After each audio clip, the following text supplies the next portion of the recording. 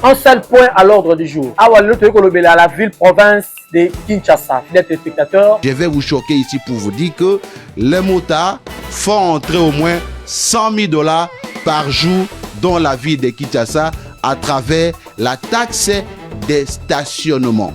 Top News.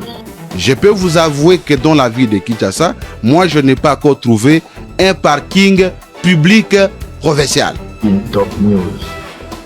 L'insalubrité, l'obstruction des caniveaux et la pression croissante sur les quartiers densément peuplés exposent nos populations à des risques sanitaires et environnementaux inacceptables. Mais je vais vous choquer pour vous dire, toute cette somme se paie sur la rue et la ville de Kinshasa n'encaisse rien. Top News.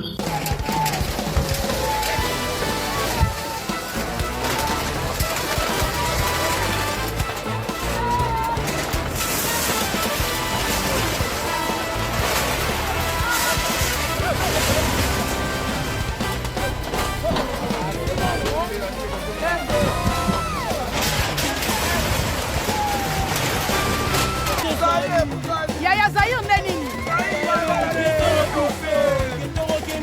Elle a fini les terrasses.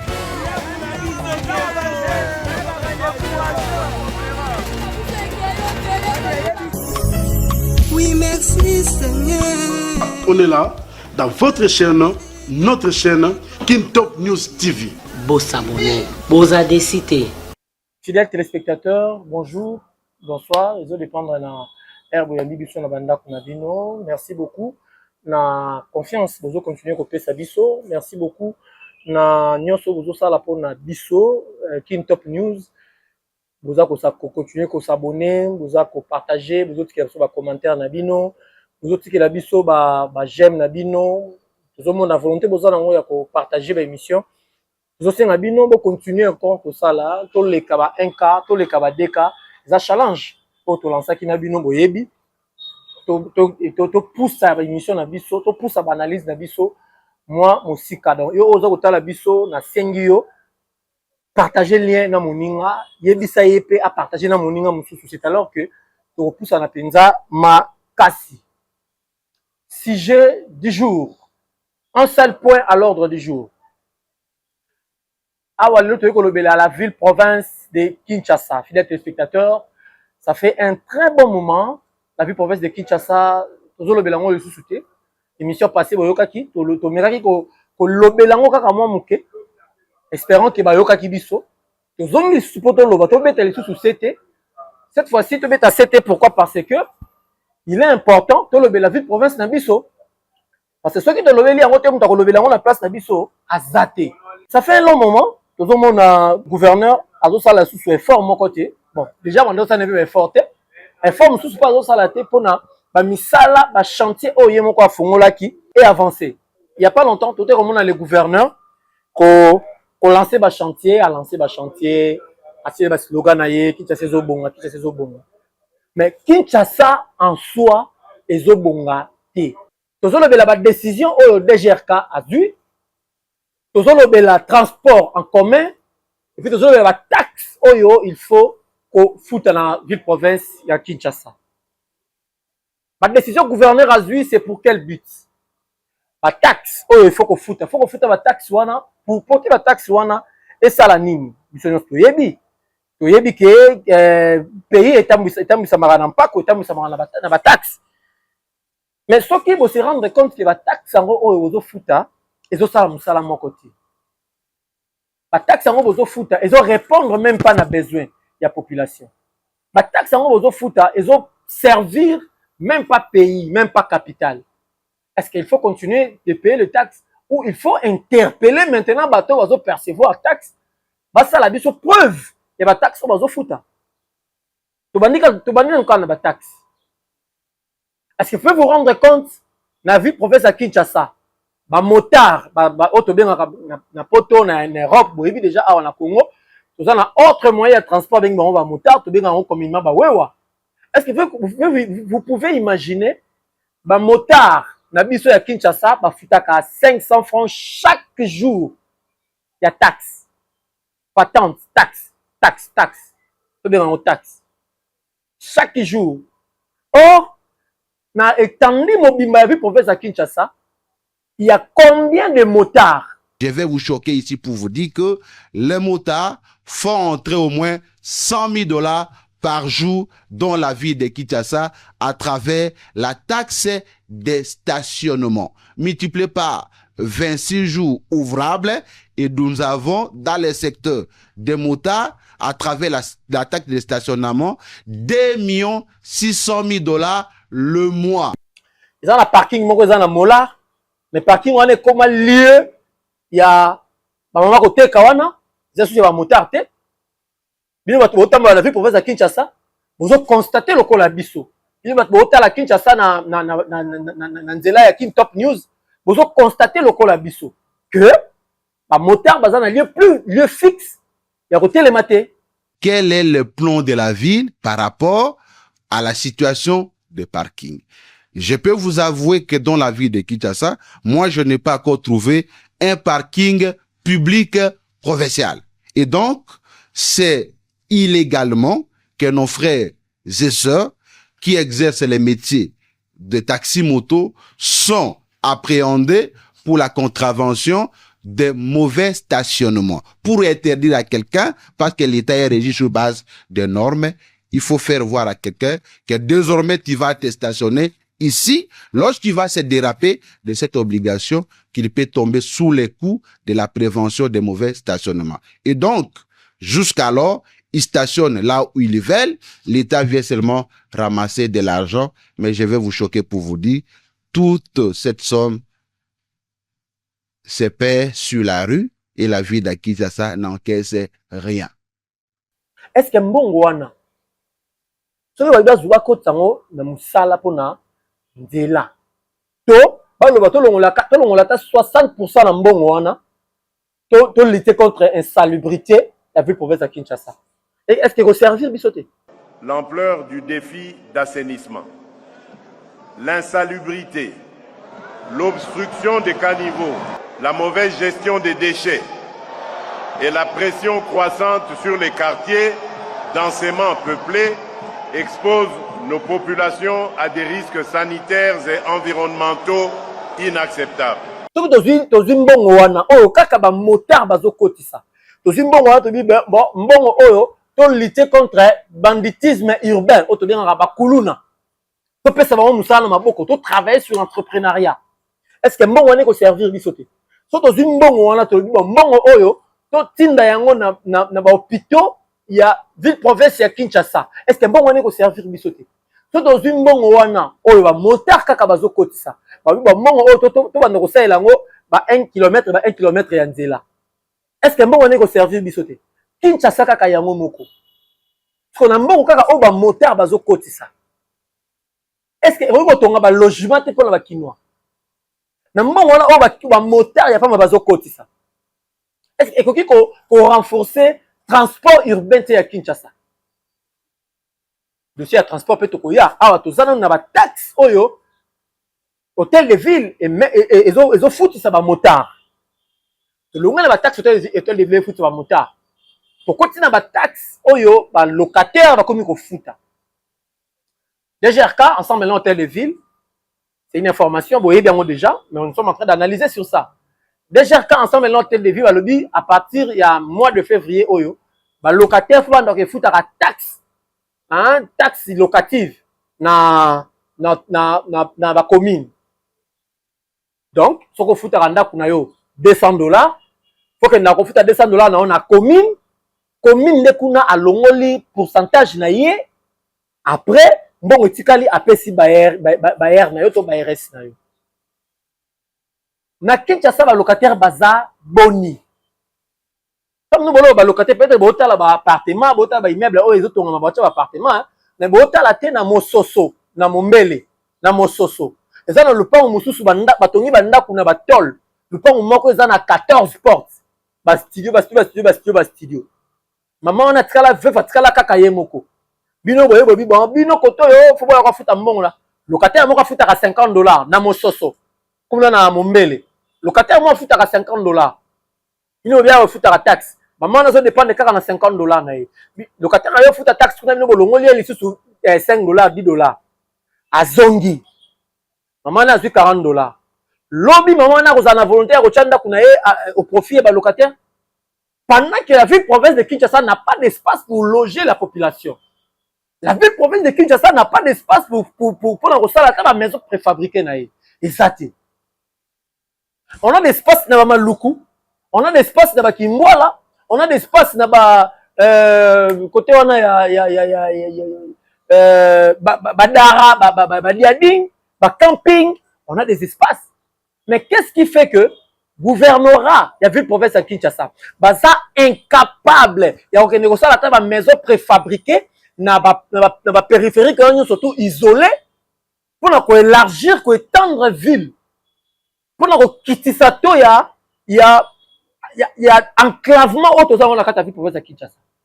Non, gouvernement est là pour exciter Batou, Babayer, comme Nyokola ba locataire. Est-ce que ceux qui mbongo wana ba lobaki bon au lieu ba locataire ba futa mbongo. Babayer, faut ba futa impôt sur le revenu locatif. Tout ça contre la taxe. Tout ça contre bangote. Mais tout ça le modèle nini nous sommes en train d'analyser. Façon nini il faut payer les taxes, façon nini il faut aussi la taxe. Ba ici ba locataire ba kenda ko futa. Mais est-ce que vous ne trouvez pas que ces conflits moko oyo hôtel de ville a créé entre les bailleurs et les locataires? Et ça conflit. Alors pour nous pallier le conflit, qu'est-ce qu'il faut faire? Est-ce que vous ne trouvez pas que hôtel de ville est convoqué les bailleurs par l'entremise de la maison communale, soit pour communiquer, soit de faire descendre les gens sur le terrain, parler avec le BRS, de dire au BRS, nous allons venir désormais commencer à vous laisser des macarons, des jetons. En fait, que chaque fin du mois, les jetons, on a refouté, par exemple, $3. $3 par mois. $3 par mois, on est allé IREL, impôt sur les revenus locatifs. Et qu'on dérangeait, et l'eau comme côté, et qu'on dérangeait même pas la population. Ce qui nous a dit que non, on a foutu 3 mois, on a foutu 1 mois, 2 mois, 3 mois, on a commis $9, je suis obligé d'aller payer. Est-ce que le gouvernement, est-ce que l'hôtel de ville, il faut s'enrichir derrière le dos de la population, pendant que il y a des expatriés ici, on va foutre à importer. Il y a des expatriés ici, ils vont vivre comme bon leur semble. Ils ont la protection. Ils ont la protection des généraux. Ils ont la protection des inspecteurs. Ils ont la protection des conseillers, des directeurs de cabinet. Ils ont la protection des conduits à ville. Ils sont non inquiétés. Mais paisibles citoyens, ils vont dépendre de moyens au gouvernorat et de tchana à disposition de bango. Ceux qui, hôtel de ville, comme ils s'habillent au quinoa, on a $0,5 par jour. Et talika kabango. Soit il kinoa on a $1 et talika kabango. Mais soit il peut aussi si kinoa mbongo, notre transport est mati. Le gouverneur n'est pas là pour vérifier tout ça. Donc quand on a domaine à transport, balobi, chauffeur, qui ne fout pas de taxe, sali ba taxe na bango wana, bon, tiango à disposition ba chauffeur, faut qu'il fouta, ils ont mabete za bien. Mais façon nini bazako sengela yango. C'est yango nem tezali ko kitisa même valeur ya taxe. Tango bozui ba kuluna, ba yanke, otie bango na nzela, bo pesi bango ba mabende, ezana ba nzube na nzela. En menaçant la population. Vous avez traumatisé la population. Est-ce que vous avez sa valeur dans la taxe? Est-ce que manière vous avez reçu la taxe? Est-ce que manière vous avez travaillé dur pour attirer les chauffeurs vers l'autorité, pour répondre à nos devoirs? Est-ce que manière vous avez une proposition pour la taxe? Nous avons 3 trimestres. 3 mois. Donc, du janvier au mois de mars, c'est 3 mois. Alors, du janvier au mois de mars, 3 mois, on va travailler sur taxes, on va travailler sur permis de conduire. 3 mois, on va travailler sur vignettes. Moto à sombi, tout le monde a permis de conduire. Tout ça déjà pour alerter que dans les 3 mois qui viennent, tu comptes en vignette. Et ça, exemple, dans un ça. Exemple, il y a proposition. Vous avez annoncé que vous avez permis. Dans 3 mois, tu as vignette. Tu as la contrôle pour la vignette. Moto a sombi permis. Abandi ko lengi la mapo na vignette. Iloko moko. Bochele ngoma kelele, bochele ngoma kelele. Tant ou 3 mois on ezoya, soit 2 mois, soit 3 mois. Tant ou 3 mois on ezoya. Vous avez contrôler, n'a permis de conduire, n'a vignette. C'est alors, vous appliquez la loi, comme nous, surtout, on a permis de conduire. Parce que, vous dites que Moutou a permis de conduire a manifesté mauvaise foi. Vous dites qu'il y a 3 mois pour se conformer à la loi. Mais le quoi ça lui permet, on doit le bloquer. Tant que vous avez une vignette, vous dites que vous avez un permis. Tant que vous avez un dossier à vignette, vous avez un dossier à patente, ce qui a il y a taxi ni wana bo sala wana autorisation de transport tant bo comme une autorisation de transport bo comme ko kanga moto aza na vignette té tant bo kanga moto aza na vignette té bo tay so pa na permis té so aza na permis té aza na vignette té pas de mal de saisir mutuka na ye aza na corruption au sala té parce que il s'est pas conformé na loi ya mboka tant bozo silisa année na 3 mois restant ya année. Vous dites que le roi en décembre, il y a la fête, il y a un moratoire. Octobre, novembre. Tout accélérer sur permis de conduire, vignette, autorisation de transport. Vous accélérez. Comme le 25 novembre, tout va se conformer à quitter. Vous kati, vous ticket, vous souffle. Vous ticket, le chauffeur va se rattraper dans décembre, mon bimba. Pour janvier, vous avez l'exercice. Ce qui est ça, c'est pour ça que la taxe moto a conscience. Moto a koyeba na sala nini sikoyo. Pourquoi les étapes oyo na côté étape nini. Mais c'est pas que du coup malama ko bobimi botaneti bakambo ezoleka. Bakambo ezoleka ndenge ba roulage bazo wele la même ba transport. Bazo wela mituka na ba chauffeur. Mituka na bazo wela na ba chauffeur. Eza mituka ya banani. Les amis, tout cas, il y a privé, il y a individu, il y a particulier. Hôtel de ville a tchébisté Nanzela. Hôtel de ville a s'organisé. Il y a transport, il y a transport national, Transco, a s'organisé pour faciliter le transport pour les Quinois. Mais hôtel de ville s'organise pour compliquer la circulation. Hôtel de ville s'organise pour ne compliquer les individus, les particuliers, les privés, pour la population. On doit être sérieux dans ce que nous faisons, sérieux dans ce que nous voulons, sérieux même dans ce que nous proposons aux autorités. Le gouverneur a des conseillers. Quand même lui-même, le gouverneur ne sait même pas prendre de décision. Il sait quoi faire. Le gouverneur est là, il est en train de regarder spectacle Oyo, ville province de Kinshasa, ils ont démontré qu'ils sont incapables de faire arrêter. Le gouverneur est là, ne sait pas agir comment. Mais tu vas agir comment, monsieur le gouverneur? Ceux qui au Fandi Teyomoko, on luka entourage de Yamalam.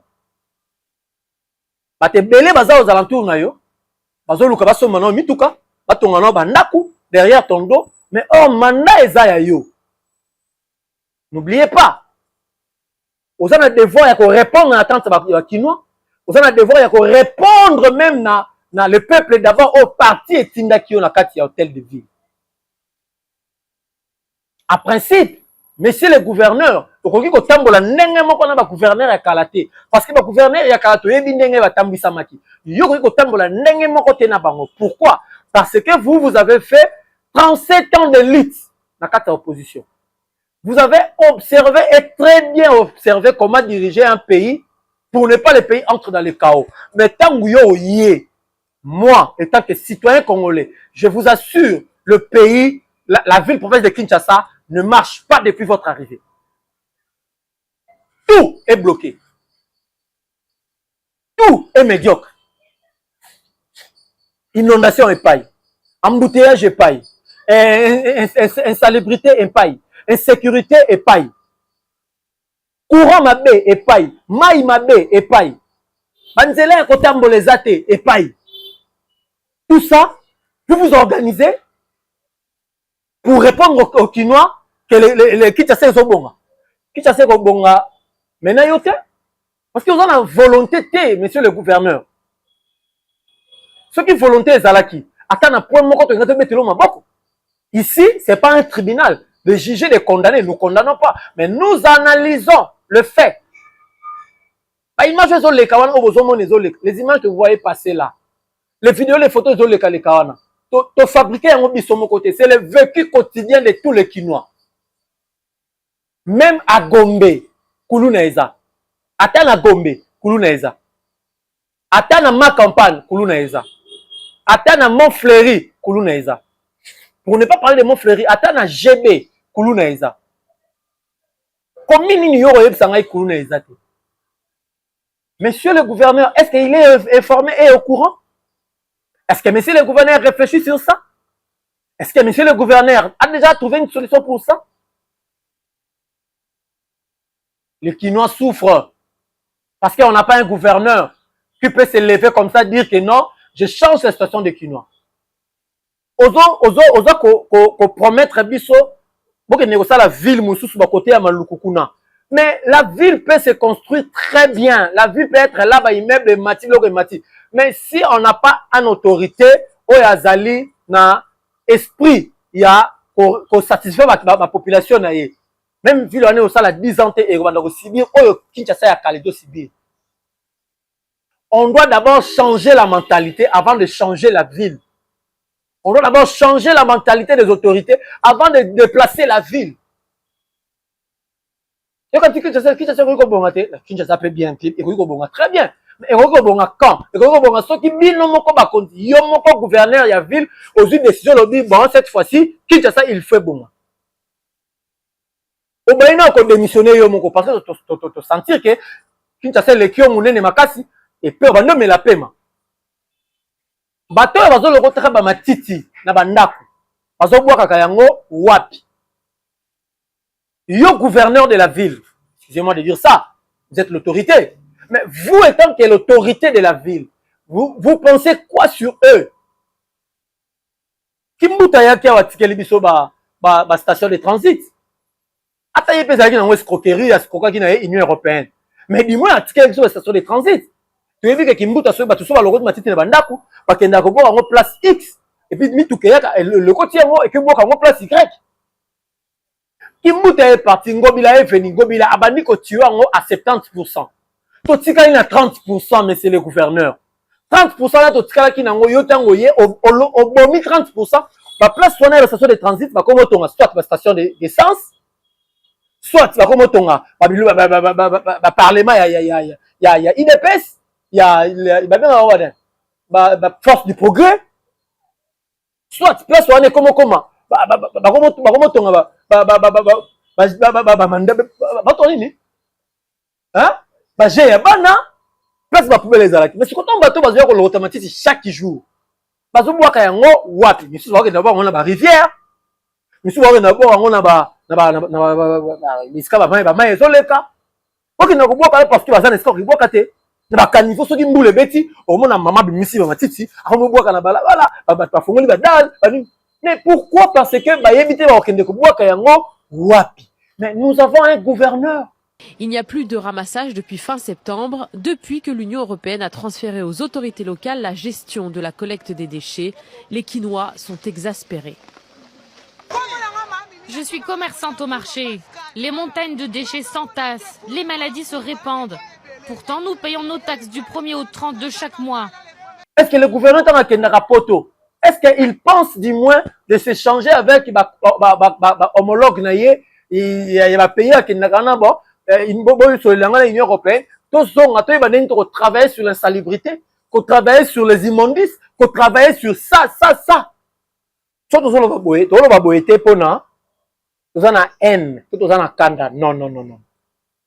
Moi, j'ai toujours dit, moi, les jours où on me donnera même commune, ata Kisenso, ma pesi ngai Kisenso, ata Maluku, te Maluku, peut-être bon quand on revivre na ba port, non pas Kisenso, hein, pourquoi Kisenso elle a un peu reculé, ata bo pesi ngai Kisenso, bo pesi ngai 2 ans, bon, bato ba teka mapangu na bandal boya vana Kisenso, tozana biso na problème ya mai, tozana biso na problème ya banzela. Mais problème, il y a sécurité. Mais problème, il y a faire vivre la commune. On est dans la commune. Et bon, on peut faire une portion, il y a pouvoir, par exemple, dans la ville à Kinshasa. Portion juste, il y a pouvoir, par exemple, dans le secteur Moko-Boïkak. Nous sommes arrivés à la fin, fidèles téléspectateurs. Merci beaucoup, Bolandi Bisso. Pour supporter la commune, ça fait très mal de voir le président de la République, Azo Sala, effort, Mokaez à la debout, Azo Tambola par-ci par-là, pour défendre le pays, pour organiser son pays. Mais ses collaborateurs, Bazako accompagné en mal. Les collaborateurs du chef de l'État, Bazo Luka, d'abord intérêt na bango, avant l'intérêt commun. Et quand on parle, nous essayons de parler un peu avec le cœur. En tout cas avec le cœur parce que ça fait très mal. Nous osons croire, et comme il pas Bakondi, et les Bakondi, on a ma bé, on a le bien ma bé, bon moi kanabino. Mais na kati wana, et malamu eza ebele. Bon so pe malamu wana, bon bandela koyoka yango. Ce qui bozo occasion ya ko sala ba réforme par moi otoyoki. C'est pas pour ma gloire, c'est pour les Kinois. Quand je parle de la vie province de Kinshasa, demain je viendrai pour parler du Congo central. Après demain je viendrai pour parler de l'Équateur. Je viendrai pour parler de Kwilu, de Kwango, de Maïndombe. Pourquoi pas? Pourquoi pas de Kasaï? Pourquoi pas de Maniema? Pourquoi pas de Nord Kivu, Sud Kivu? Lelo, vie province de Kinshasa. On va continuer avec ça, avec la province de Kinshasa prochainement. Merci beaucoup à toi.